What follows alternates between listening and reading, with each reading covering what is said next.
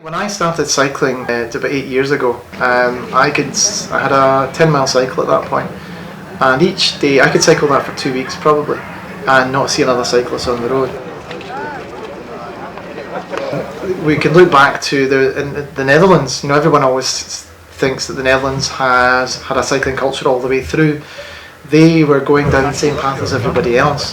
There were a number of demonstrations over a number of years. It just got bigger and bigger, and eventually the politicians listened and realised that they had to listen and actually do something about it.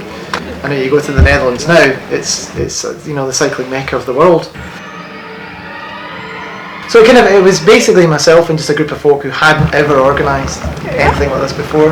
We had a very diverse group of cyclists all got together and thought, we want to make the road safer.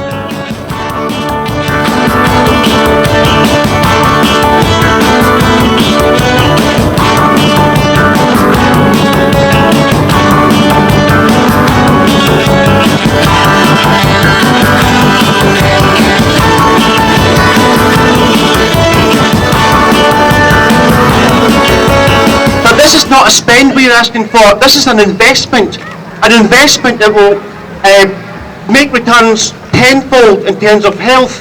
We will build a tourist nation where people can cycle freely without danger or fear. We'll make it, look at all these young people we have here, it's about them as well. We want to make something, a network that is credible and direct from our homes to our place of work, to where we buy our food and shopping, to our leisure places. It's encouraging that so many of you have participated today, and by doing so, have shown your passion for cycling and your commitment to a key form of what we call active travel, and also to reducing Scotland's carbon emissions.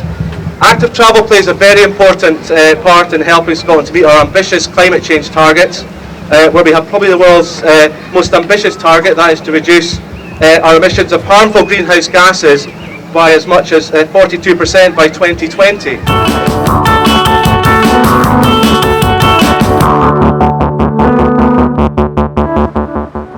We've been overwhelmed by the response that we've received from employers, because we initially approached the employer and say, is this something you would be interested in working with us on? And we've worked with now 70 organisations in 1 year. Smaller campaigns like our Better Way to Work one has a much more person approach, it's person to person. So we'll sit down and we'll chat to individuals and we'll listen to their own kind of fears and maybe their apprehensions about cycling, and we'll help break those down. So it's much more personable, and we can offer them one-to-one cycle training, we can offer them bike maintenance training, we can offer them a bike that they can borrow for 2 weeks.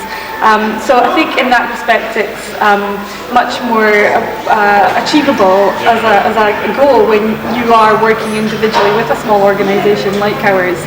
Big campaigns are great because I think they raise awareness, but I think it's that personal kind of touch that really helps, and that's what small kind of grassroots organisations can offer. We're more than happy to do it again next year. We know we might have to come back. But we need to just make sure that every year the pressure mounts every time to show that the politicians, they can't just ignore us.